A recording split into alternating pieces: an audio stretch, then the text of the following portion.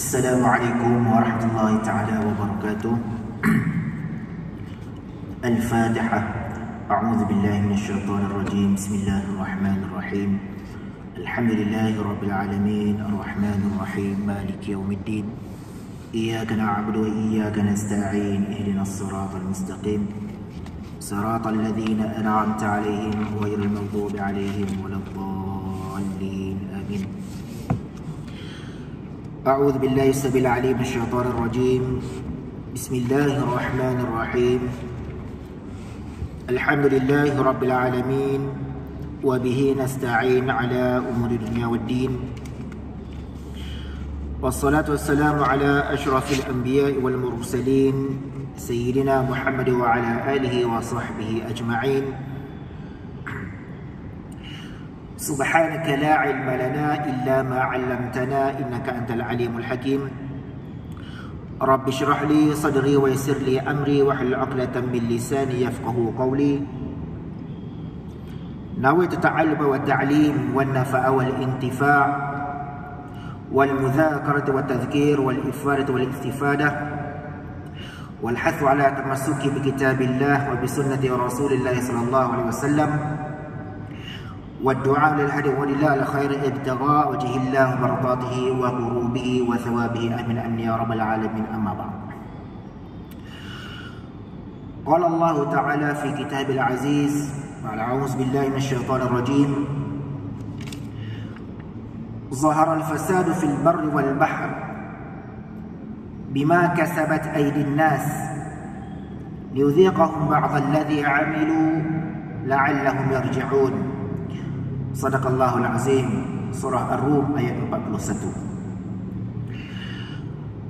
Muslimin dan muslimat, tuan-tuan, puan-puan, hadirin hadirat, pertama dan selamanya marilah sama-sama kita merafakkan kesyukuran kita kepada Allah Subhanahu wa taala. Dan pada malam ini Allah Subhanahu wa taala mempertemukan kita berada di rumah Allah Subhanahu wa taala, di mana satu-satunya tempat yang turunnya rahmat Allah Subhanahu wa taala. Kemudian kita melapangkan masa, meluangkan masa untuk sama-sama kita duduk. Sementara menunggu waktu Isyak, kita duduk dalam halaqah ataupun majlis zikrullah, majlis ilmu. Dan mudah-mudahan perhimpunan kita pada malam ini diberkati dan dirahmati oleh Allah Subhanahu wa taala. Tuan-tuan dan puan yang dirahmati Allah sekalian,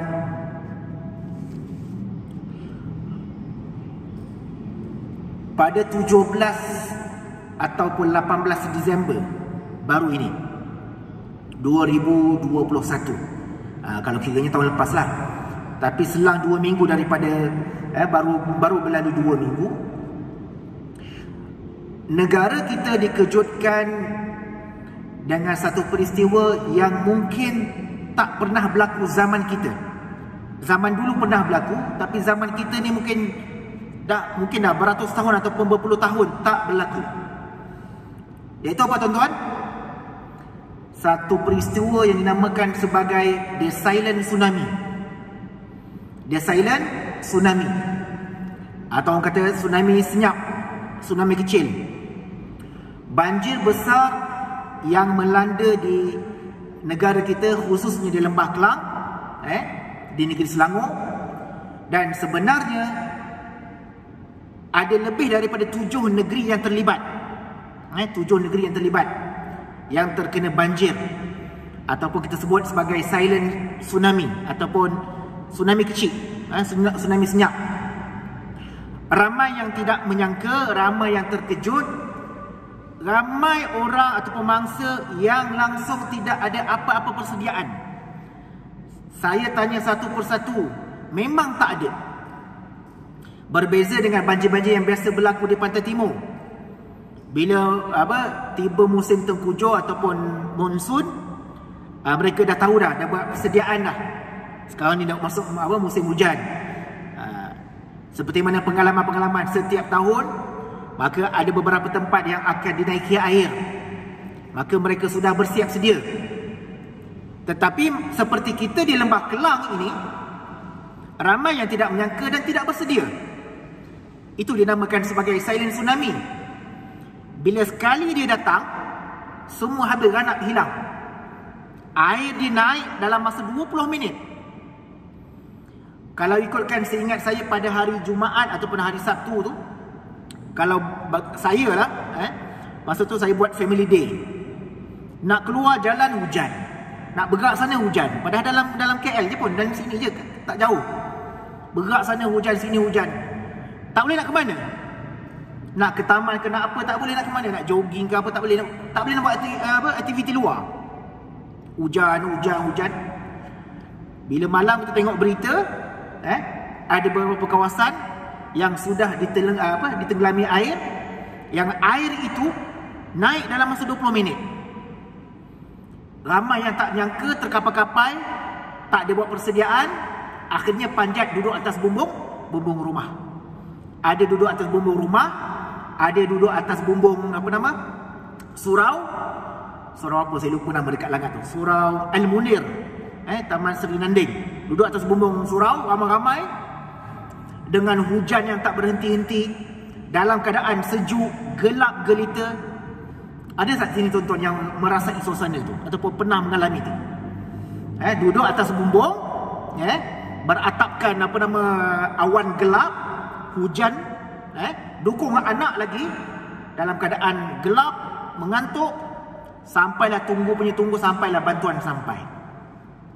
Kalau di belah Shah Alam, rumah flat di Taman Seri Muda tu, dia ada yang flat, dia ada yang teres 1 tingkat dan ada teres yang 2 tingkat. Yang teres 1 tingkat tenggelam habis. Teres 1 tingkat tenggelam habis. Hari keempat atau hari kelima, saya tak ingat, saya pergi ke Taman Seri Muda. Kebetulan petang tu ada satu rumah yang teres 1 tingkat tu jumpa mayat 2 beranak terperangkap. Lepas tu polis datang bawa ambil forensik. Yang rumah 2 tingkat untung dia boleh duduk atas. Tapi walaupun duduk rumah 2 tingkat, duduk tingkat atas, tetapi keadaan gelap gelita, terperangkap dalam rumah ni. Buatnya rumah tak ada makanan, buatnya kalau mungkin ayahnya keluar kerja, anak ada kat rumah, maknya kat rumah, ataupun maknya kerja, anak je tinggal kat rumah. Semua tak bersedia. Ada satu ketika tu, ada satu cerita tu, anak dia selamat dalam rumah. Air bergenang ni. Air bergenang. Anak dia selamat dalam rumah. Tapi bapak dia tak selamat. Bapak tak sempat nak balik. Air dah naik. Bapak dia panjat pokok. Tengok dari berjauh je anak dia dekat rumah. Anak dia menjerit, ayah kat mana? Ayah kat mana? Ayah dia kata, ayah kat sini, ayah atas pokok ni, ayah kat sini, ayah selamat. Bawah tu air. Kalau diturun tak tahu apa yang berlaku, berapa dalam air tu. Sebab rumah teres tingkat 1 pun dah ditenggelami air. Saya pergi kawasan tu. Kalau yang rumah flat sama juga. Waktu malam bergelap. Dia biasanya memang macam tu. Bila berlakunya banjir, maka benda yang paling utama sekali adalah elektrik kena padam. Untuk keselamatan. Sebab macam kalau rumah kita kan, tepi-tepi dinding tu dia ada pelak yang kat bawah kan. Pelak tu kalau ada masuk air, habis dia akan short. Jadi mungkin pihak TMB bertindak pantas untuk tutupkan beberapa cawangan untuk blackout kan. Ada yang blackout sendiri dan ada yang ditutup cawangan untuk nak selamatkan. Kalau tidak akan jadi lebih parah lagi. Tuan-tuan, semua benda ini berlaku dalam sekelip mata. Esok kita baru tahu berita. Dalam keadaan ketika hujung tahun, semua orang sedang sibuk bercuti. Semua orang sedang sibuk bercuti. Kebetulan cuti sekolah, cuti hujung tahun. Ada yang nak habiskan AL, nak habiskan cuti hujung tahun. Tetapi Allah hantar ujian. Allah hantar ujian supaya kita sedar, kembali balik kepada Allah Subhanahu Wa Taala. Cuma tuan-tuan, kita nak sebut pada malam ini, saya nak kongsi kepada tuan-tuan, apakah sebabnya berlakunya banjir ni? Apakah puncanya? Sebab kita bukan nak salahkan sesiapa, tak. Cuma kita belajar daripada apa yang telah berlaku, peristiwa yang berlaku, supaya akan datang inilah pengajaran dan persediaan yang perlu kita buat. Pertama sekali tuan-tuan, antara sebab ataupun faktor berlakunya banjir, sebab utama adalah sebab alam, iaitu limpahan taburan air hujan yang berlebihan dalam masa yang singkat. Limpahan taburan hujan, taburan hujan ini yang turun dalam masa yang singkat. Boleh jadi hujan yang terkumpul dalam masa sebulan, ataupun 2 bulan, ataupun setahun, dia turun sekaligus. Lorok gitu. Semalam pun hujan, pagi tadi pun lebat, petang tadi pun lebat. Saya duk risau juga, kan? Daripada pagi bawa ke petang, semalam pun hujan lagi. Dan kalau hari ini hari Rabu, tuan-tuan tengok, tadi kawan saya update, kalau di Johor, di Segamat, air paras atas pada paras lutut. Sekarang hari ini masih banjir, dan beberapa tempat lagi di Johor dan juga di Melaka, saya, air masih bergenang. Jadi dia berpindah daripada Lembah Kelang bawa ke Johor, Melaka, Pantai Timur pun dah kena, Kelantan dah kena, Pahang. Baru ni hari Minggu baru ni, hari Ahad baru ni saya ke Pahang ngisi bantuan banjir. Kalau tak Ahad malam Isnin tu Ustaz imam kita jemput saya untuk kuliah. Jadi saya minta maaf sebab tak dapat hadir, sebab hari Ahad tu kebetulan saya ke Pahang untuk misi banjir. Dia ada beberapa tempat banjir lain-lain pula cerita dia. Ada yang banjir lumpur, ada yang banjir termenung, macam-macam. Banjir balak lagi, kan? Baik, jadi faktor yang pertama sebab berlakunya banjir adalah limpahan taburan air hujan yang berlebihan dalam masa yang singkat. Dia terkumpul terlalu banyak, dia turun. Tak sempat nak elak. Mungkin kita ingat ni hujan biasa, lepas sejam, 2 jam, malah kalau mengikut rekod lebih daripada 24 jam hujan tak berhenti. KL tu 2 jam cukup lah. Hujan 2 jam cukup, naiklah air. Jalan Ampang, Masjid Jamik, sungai dekat Masjid Jamik tu kan, air naik melimpah. 2 jam dia cukup. Itu baru KL. Kalau tempat-tempat yang lain kena pula kalau hujan 24 jam, kan, lebat tak berhenti hujan. Itu yang menyebabkan banjir berlaku. Itu yang pertama. Antara faktor yang kedua, ini kita nak sebut ni. Faktor yang kedua berlakunya banjir adalah pembalakan. Faktor yang kedua adalah pembalakan. Pembalakan ni agak sensitif kalau kita nak cerita. Tak apa, kita ambil yang nombor 2 tu, pembalakan. Faktor yang ketiga ialah pembuangan sisa pepejal ataupun sampah sarap yang tidak teratur. Mana-mana tempat sama je. Kat sungai, dekat longkang, dekat parit, depan rumah kita, belakang rumah kita, mana-mana tempat, kawasan rumah, kawasan kampung, dalam bandar, kalau sistem pepejal ataupun sampah sarap tidak diurus dengan baik, maka boleh menyebabkan banjir berlaku. Dan yang keempat adalah sistem peparitan yang tersumbat. Mungkin pecah, mungkin roboh dan sebagainya. Tapi nak kata tuan-tuan, banjir ini mengikut kajian, banjir ini satu-satunya bencana ataupun musibah yang pertama yang terkuat dan menyebabkan banyak kematian. Sebab tu ada istilah nama tsunami tu. Nak dibandingkan dengan taufan, lagi apa? Nak dibandingkan dengan ribut angin kencang ke apa ke, banjir ni nombor 1. Banjir nombor 1. Tuan-tuan buka sirah, baca kisah banjir Nabi Nuh. Antara musibah alam yang pertama berlaku dalam alam ni adalah banjir besar zaman Nabi Nuh AS. Zaman Nabi Nuh AS. Hujan turun daripada langit, air keluar daripada bumi, lari sana lari sini, naik bukit, air kejar naik bukit. Nak pergi mana dah? Kalau bumi ini boleh dikata 30%, 50% ataupun 70% ditenggelami air, kat mana ada tempat untuk kita nak lari? Jadi banjir ini mengikut kajian, dia adalah musibah ataupun bencana yang pertama yang membunuh manusia, yang paling dahsyat. Dan kedua, kemarau. Jadi benda banjir ni jangan kita buat main. Benda banjir jangan buat main. Ada orang kata, ustaz bosan lah hari-hari. Kalau dekat Facebook saya orang kata hari-hari duk cerita pasal banjir, tak habis-habis lagi. Kan? Sebab cakap macam tu kita tak kena. Kita bukan mangsa, kita tak kena. Saya pergi daripada hari pertama, kedua, ketiga, rumah saya dekat Sungai Buloh. Ketika hari ke berapa saya tak ingat, saya bantu masa banjir di Puchong. Masa tu tengah duk kemar semua, bantu masa banjir, kemar rumah apa semua. Buka internet tengok berita, keluar berita sungai Kuang dekat rumah saya tu dinaiki air. Tengok dekat grup WhatsApp, beberapa rumah jiran berdekatan rumah saya telah pun dimasuki air. Kita tak pernah kena, tiba-tiba benda tu boleh berlaku. Tak mustahil tuan-tuan. Kita rasa tempat kita tinggi, tempat kita selamat kan. Allah kalau dia nak buat, dia boleh buat. Sebab tu kita kadang-kadang kita cakap, alah air je pun. Air ini yang paling berkuasa. Pernah satu ketika seorang bertanya kepada Sayyidina Ali, apakah makhluk yang paling terkuat dalam dunia ni? Maka Sayyidina Ali kata, gunung. Yang paling kuat, yang paling gagah adalah gunung. Kerana gunung ini adalah pasak bumi. Gunung ini adalah pasak bumi. Selain daripada tu, ada tak lagi yang lebih kuat pada gunung? Jawapannya ada. Jawapannya dia adalah besi. Besi lebih kuat daripada gunung. Walaupun gunung tu dinamakan sebagai pasak bumi. Sini ada gunung sini. Ni sini bukit kan? Bukit apa? Bukit antarabangsa. Kalau tanya kita pernah, siapa yang geng hiking tahulah.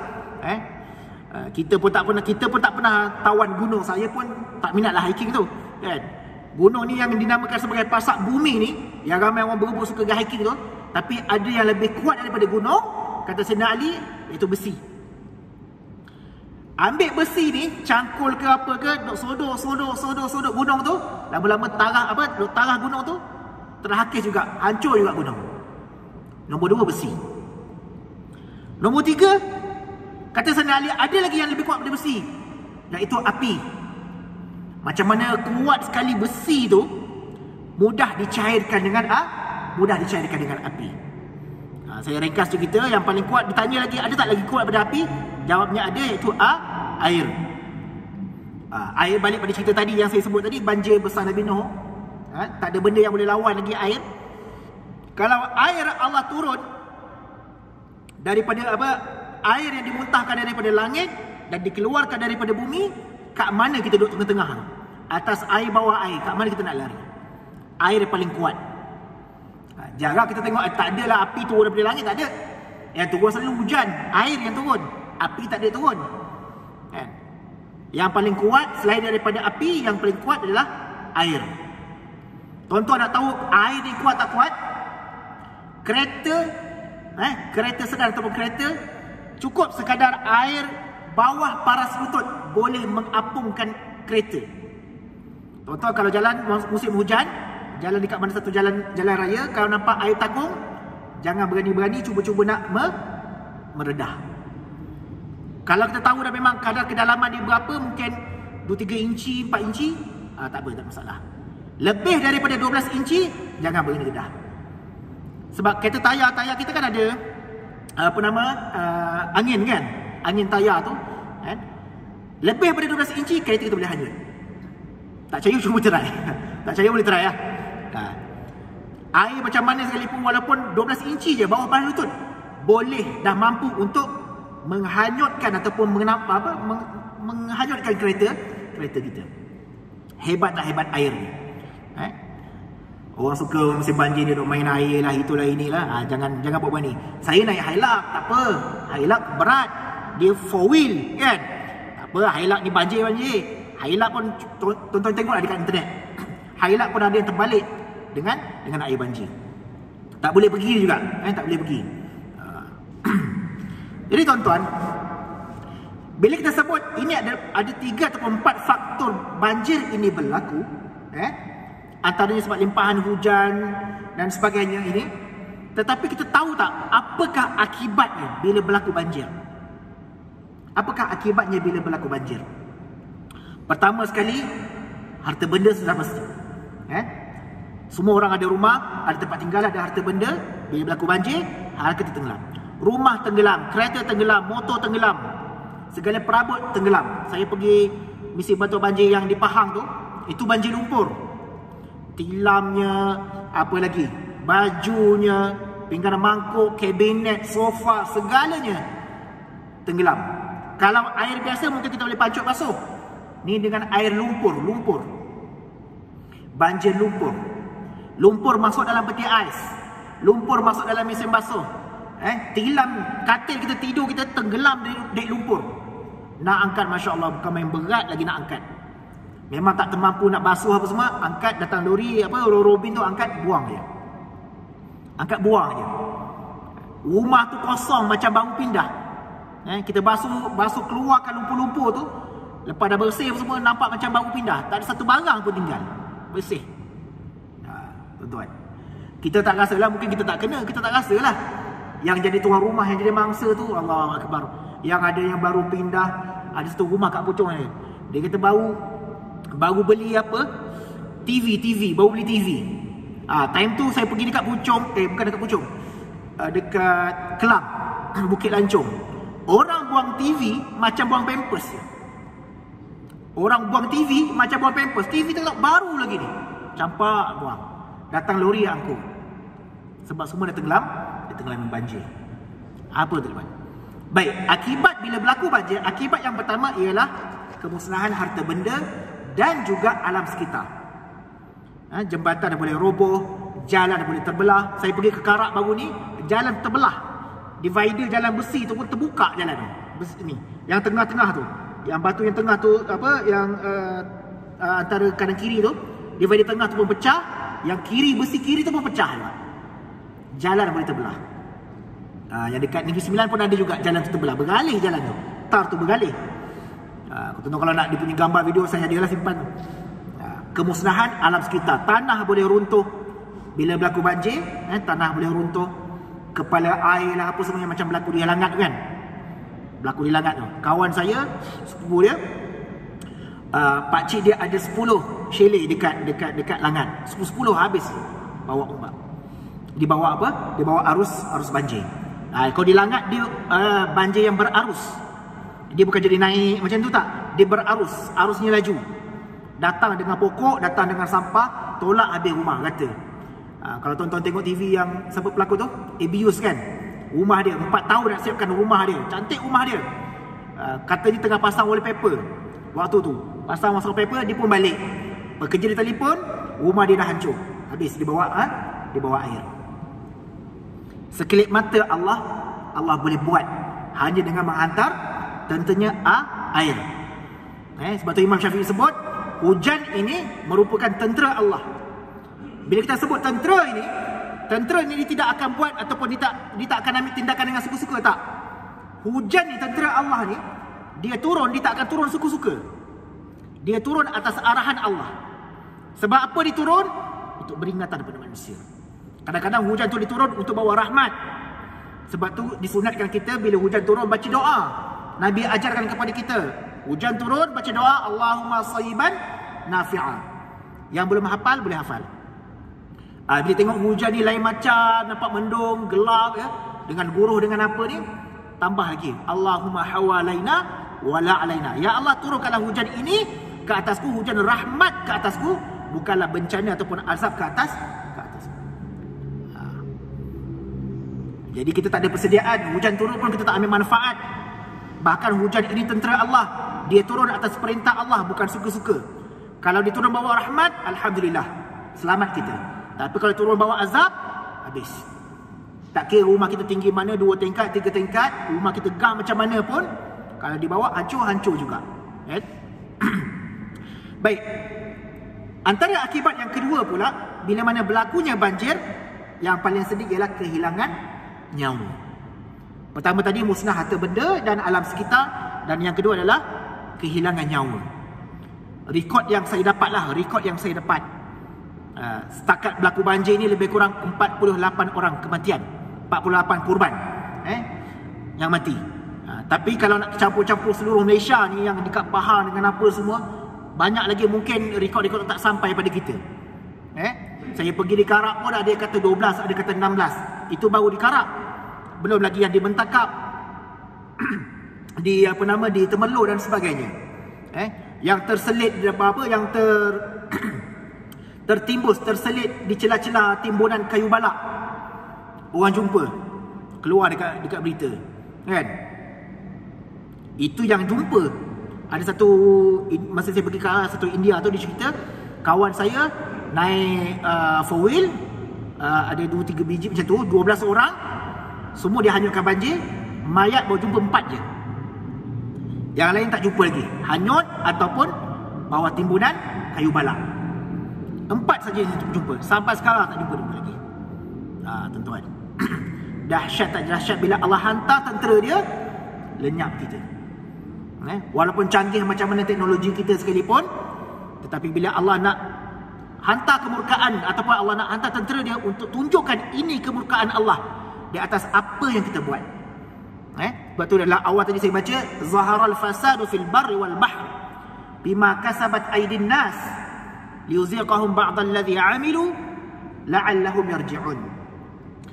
Telah berlakunya pelbagai kerosakan fil barri wal bahr, di darat dan juga di lautan. Sekarang ini kita nampak darat dah macam lautan. Darat dah macam lautan. Tuan-tuan pernah tengok bot ulang alik 10 biji, 20 biji atas highway, atas jalan raya. Bot 10 biji, 20 biji. Kalau kita tengok ada sebiji tu mungkin bot tersadai ke apa ke.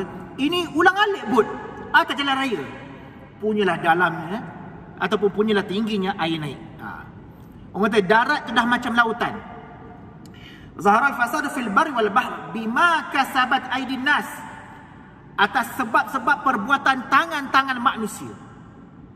Liuziqahum ba'dal ladzi 'amilu, Allah rasakan bagi mereka, sebahagian daripada mereka, apa yang telah mereka lakukan. Apa yang telah mereka lakukan.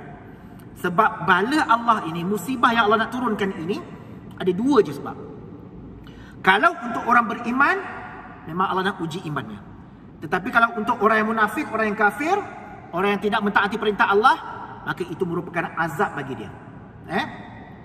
Liuziqahum ba'dal ladzi 'amilu la'allahum yarji'un. Allah tutup ayat ini, Allah kata apa? La'allahum yarji'un. Moga-moga mereka akan kembali. Allah masih lagi ada sayang. Walaupun dah turunkan bala, bencana, musibah dan sebagainya, masih lagi Allah mengharapkan manusia ini kembali kepada Dia.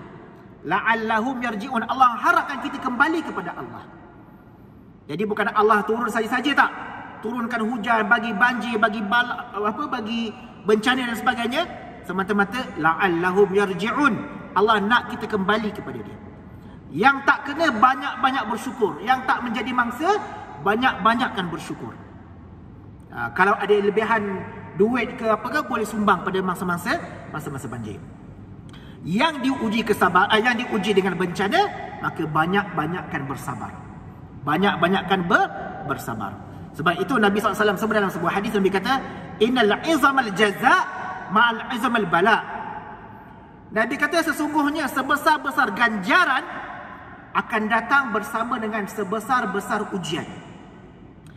Lagi besar ujian ataupun lagi besar pahala yang Allah nak, lagi besar ujian yang Allah nak berikan pada itu, mana lagi besarlah pahala yang dia akan dapat.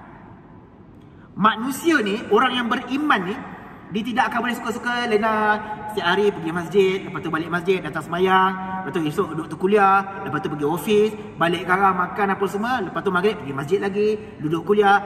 Hari-hari tak. Mesti Allah akan selitkan 1-2 ujian untuk tingkatkan iman dia.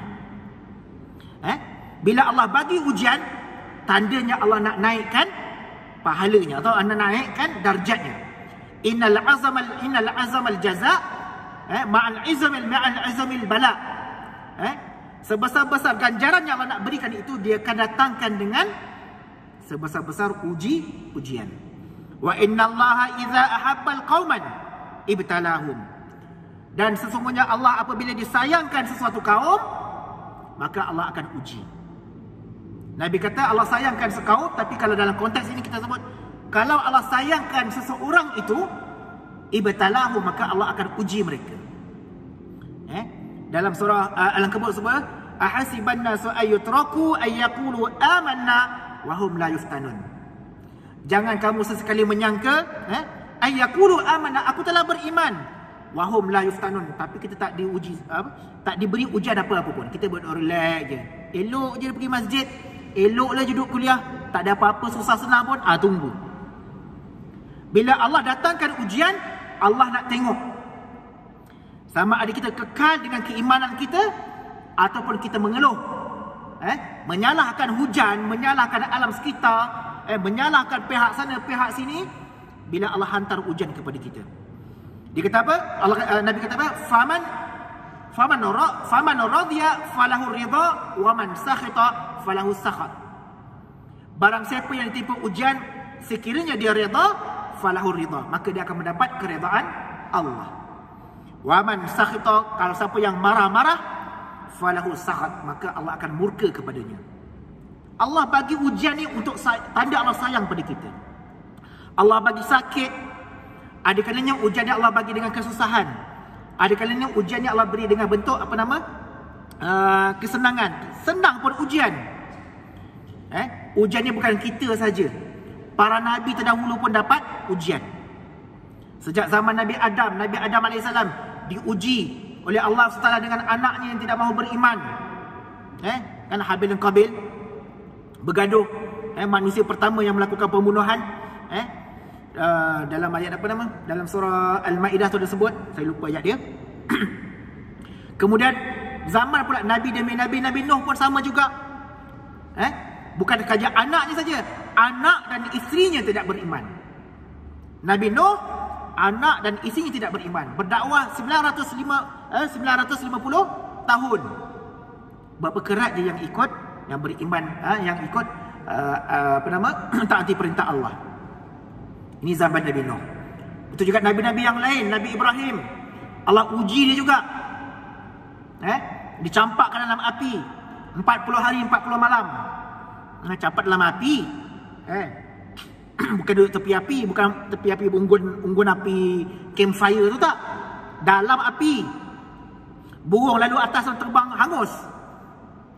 Ini zaman Nabi Ibrahim. Setiap nabi Allah uji. Nabi Ibrahim bukan hanya diuji campak dalam api. Nabi Ibrahim juga diuji bila dapat anak. Kahwin punya lama tak dapat anak. Bila dapat anak, Allah uji pula untuk sembelih anaknya. Peristiwa sembelih Nabi Ismail, Allah uji lagi. Semua itu Allah nak bagi tingkatkan keimanan. Datang Nabi demi Nabi yang lain juga diuji. Nabi Musa juga diuji dengan Fir'aun, diuji dengan Bani Israel yang tidak mahu ikut. Nabi demi Nabi dihantar, dan setiap Nabi tidak terlepas daripada ujian daripada Allah Subhanahu Wa Taala. Tiba-tiba kita ni yang bukan Nabi, bukan wali, orang biasa je pun, kan? Kadang-kadang datang sembahyang jemaah, kadang-kadang tidak, kan? Kadang-kadang lewat, kan? Kadang-kadang baca Quran, kadang-kadang lupa, kan? Kadang-kadang ingat sedekah, kadang-kadang lupa. Banyak lupa daripada ingat. Tiba-tiba kita kata, aku elok je, tak kena uji pun, tak kena banjir pun, tak kena apa pun. Sebenarnya kesenangan itulah boleh jadi itu ujian yang Allah nak berikan kepada kita. Ingat kita pada Allah ataupun kita lalai dengan nikmat yang Allah berikan kepada kita. Betul Allah kata apa? Dalam ayat yang lain Allah sebut, walaqad fatanna allazina min qablihim, dan sesungguhnya kami telah uji umat-umat terdahulu. Fala ya'lamanna Allahu allazina sadaqu, maka hanya Allah yang tahu siapa yang benar-benar beriman. Atau wala ya'lamanal kadzibin, dan Allah juga tahu siapa yang mendustakan imannya. Mungkin ada orang dia boleh tahan, dia boleh sabar dengan ujian, kesusahan, kemiskinan, hilang harta benda, dia boleh sabar. Time banjir ni rumahnya hancur, keretanya hanyut, boleh jadi keluarga, salah seorang keluarganya ada yang meninggal jadi mangsa korban banjir. Dia boleh sabar dengan ujian ni. Tetapi bila mana Allah twist, Allah tukar, ujian yang susah itu Allah tukar menjadi kesenangan. Ada rumah 3-4 biji dengan kereta, dengan apa semua, nak pergi jalan petik jari. Duit makan tak habis. Harta akaun tu, duit tak cukup, tak muat dalam akaun. Nak masukkan duit dalam akaun pun tak muat. Macam tu. Nak kata banyaknya duit dia. Ada orang dia boleh sabar dengan ujian kesusahan. Tetapi bila Allah twist, Allah uji dia dengan kesenangan, dikalah.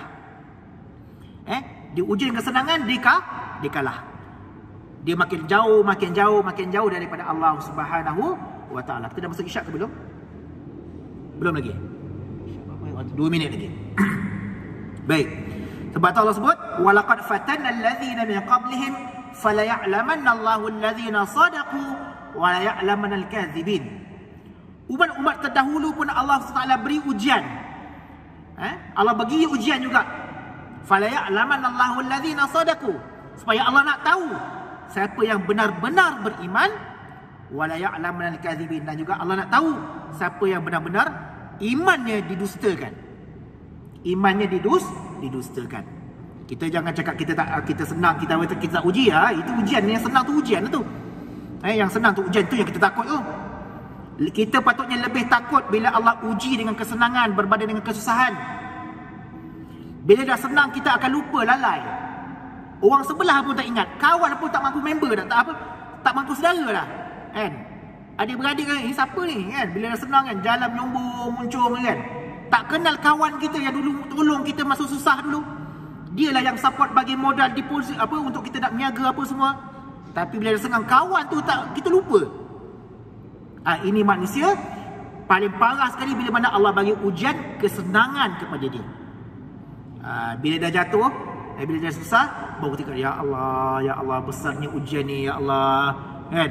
Ya Allah, aku hilang harta, hilang rumah, ya Allah, aku hilang segala-galanya. Wallah, kita azan dulu insya-Allah.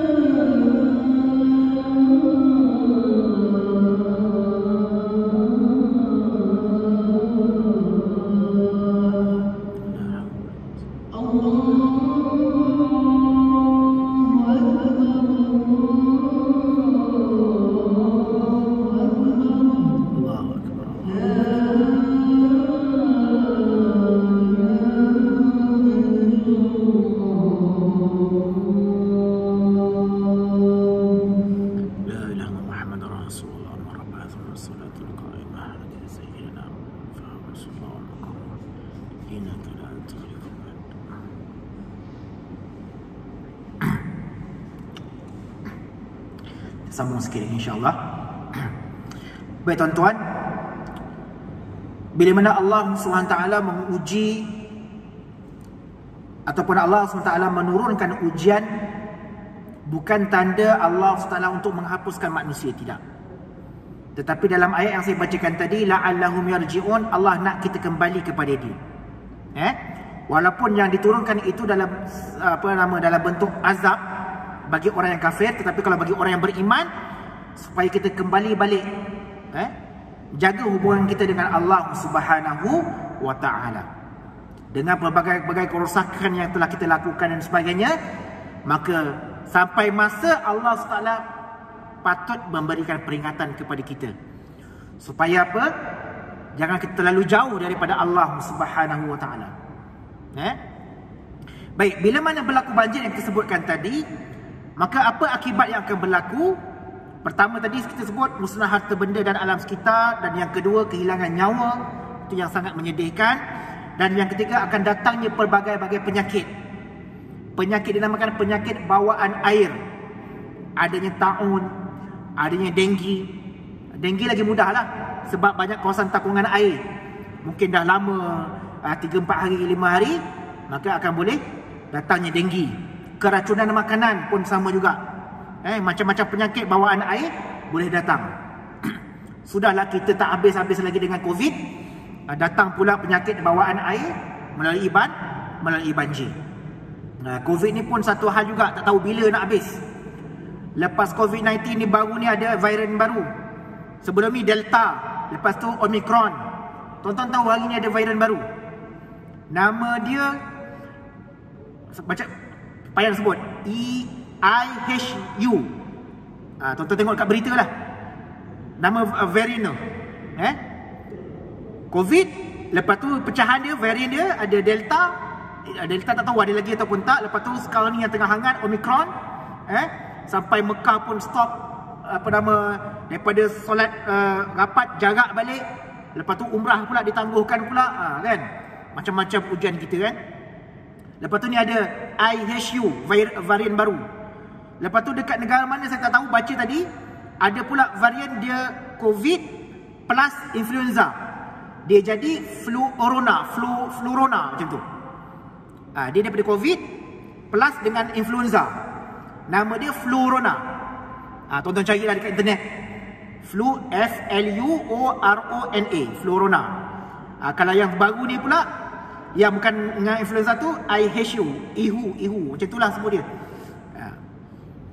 Datang pula banjir bawa penyakit lain, macam-macam penyakit, kan. Jadi tak kesudahnya. Baik, yang keempat, apabila berlaku banjir, maka akan akibatnya akan berlaku, akan rosak sistem perhubungan. Sistem perhubungan kita akan terjejas. Jalan terpaksa tutup. Air dah naik, highway banyak tutup sebab air dah naik, jalan pecah. Tuan-tuan kalau sekarang ni tuan-tuan pergi ke Pantai Timur, nak balik Pantai Timur, sampai ke Karak tu jalan akan jadi satu lane dia.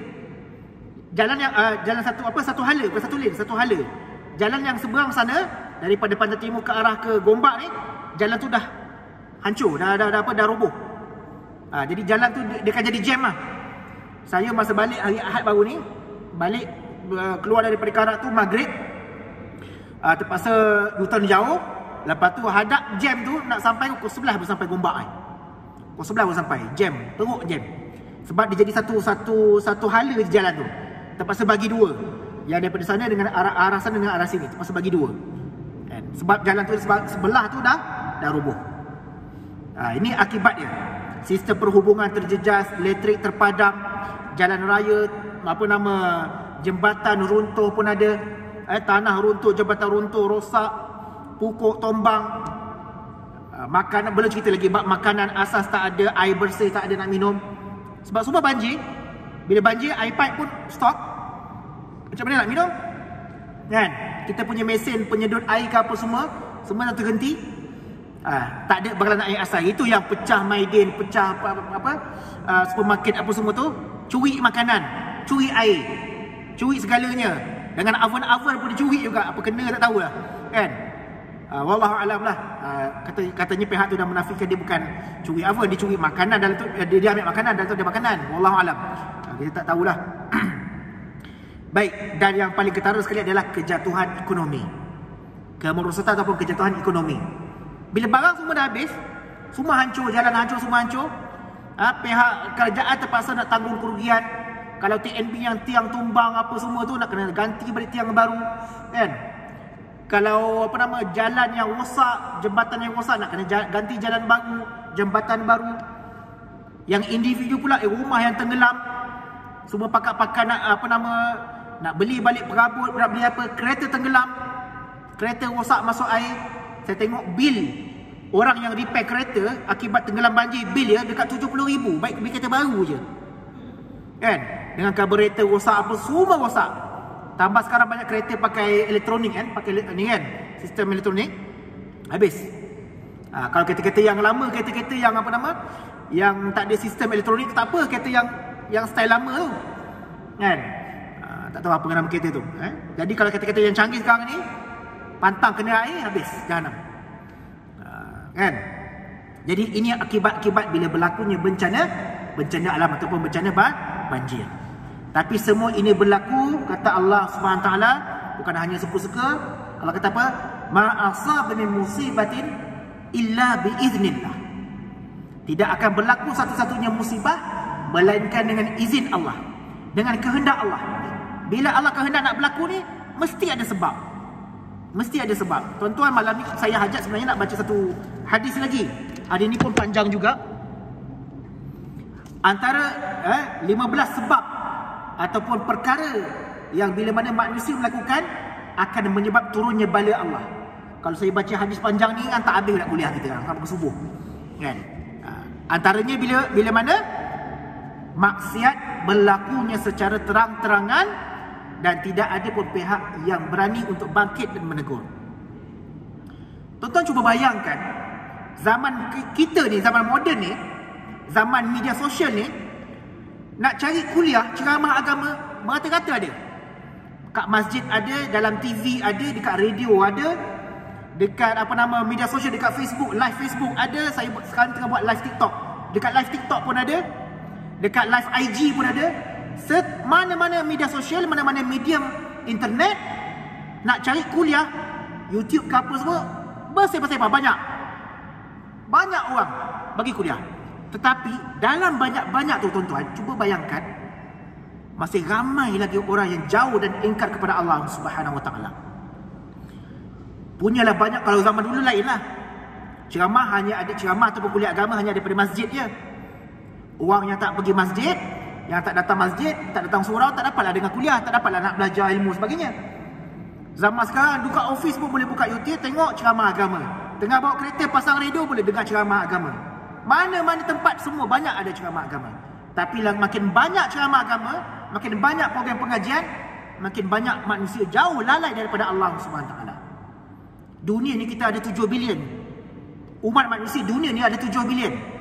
Hanya yang beriman 2 bilion saja. Hanya yang beriman 2 bilion saja. Kalau kita nak kecil lagi skop Malaysia ni, kita kena buat statistik lain pula lah. Berapa ratus orang yang beriman, yang Islam yang beriman, itu baru beriman. Yang solat, lepas tu yang solat tu pula skop kecil lagi. Berapa peratus pula yang jaga 5 waktu. Yang 5 waktu skop dia kecil lagi. Berapa pula 5 waktu secara berjemaah datang ke masjid. Ini akhir zaman, tuan-tuan. Ini akhir zaman, bermacam-macam dah musibah, bencana yang Allah nak berikan peringatan kepada kita. Mudah-mudahan Allah kata apa? La'allahum yarji'un. Mudah-mudahan kita kembali kepada Allah Subhanahu Wa Taala. Jangan nak tunggu kiamat. Alah, lambat lagi lah kiamat. Matahari, selagi matahari tak terbit barat, tenggelam di timur, tak apalah, buatlah apa kita suka. Jangan, tuan-tuan. Sebab Nabi sebut tidak akan berlaku kiamat sehingga terbitnya matahari ke timur, daripada barat ke timur. Dan pada ketika itu, bila mana ada orang kata amanna billah, aku beriman kepada Allah, imannya langsung tidak terpakai. Imannya langsung tidak terpakai. Apatah lagi ibadahnya. Kata Nabi, bila mana berlakunya kiamat, bila mana hampir berlaku kiamat, matahari terbit dari barat, dan ada orang mengatakan dia beriman kepada Allah, imannya tidak lagi diguna pakai. Jangan kata ibadah yang lain, semua akan menjadi sia-sia belaka. Jadi tuan-tuan, inilah masanya untuk kita perbetulkan balik keadaan perbetulkan balik iman kita, ibadah kita. Bukan kita sahaja, tetapi balik rumah, pesan kepada anak isteri kita, pesan kepada ahli keluarga kita, pesan kepada menantu kita, pesan kepada jiran-jiran kita, pesan kepada masyarakat kita. Marilah sama-sama kita kembali kepada Allah. Buatlah persiapan untuk kembali ke negeri akhirat yang kekal abadi. Kalau tuan-tuan gagal nak bawa bekal hidup di akhirat, gagal itu adalah gagal selama-lamanya. Kalau tuan-tuan berjaya bawa balik bekal akhirat, bekal pahala, berjaya itu adalah berjaya selama-lamanya. Berapa lama? Lama-lama-lamanya. 100 tahun, 200, 1000, 2000, 100 juta dan selama-lamanya kekal. Yang kita tak nak, kita gagal bawa bekalan akhirat, bekalan balik. Itu yang kita tak nak. Jadi mudah-mudahan sekadar itu yang kita dapat kongsikan. Mudah-mudahan kita ambillah pengajaran ini. Apa yang berlaku, peristiwa yang berlaku ini bukan untuk orang lain. Walaupun kita bukan mangsa banjir, bukan kita yang diuji, tetapi itu adalah pengajaran kepada kita. Kita ambil iktibar, inilah pengajaran untuk kita supaya kita balik muhasabah dan kembalilah balik kepada Allah Subhanahu wa taala. Banyak-banyakkan bersyukur Allah tak timpakan ujian yang berat pada kita, tetapi Allah beri kepada orang lain, yang itu sebenarnya adalah pengajaran untuk diri kita juga. Wallahu taala alam. Terima kasih kepada tuan-tuan atas perhatian, dan terima kasih juga kepada pihak masjid yang sudi menjemput saya berkuliah pada malam ini. InsyaAllah kita akan jumpa pada lain masa. Aqulu qawli hadza wa astaghfirullahal azim li wa lakum. A'udzu billahi samil alim minasyaitonir rajim. Bismillahirrahmanirrahim. Alhamdulillahi rabbil alamin wa bihi nasta'in wa salatu wassalamu ala asyrafil anbiya'i wal mursalin sayyidina Muhammad wa ala alihi wa sahbihi ajma'in. Allahumma 'allimna ma yanfa'una wanfa'na bima 'allamtana wa zidna 'ilman katsira. Rabbana atina fid dunya hasanah wa fil akhirati hasanah wa qina adzabannar. Walhamdulillahi rabbil alamin. Terima kasih tuan-tuan, dan terima kasih juga penonton yang di live TikTok. Assalamualaikum warahmatullahi taala wabarakatuh.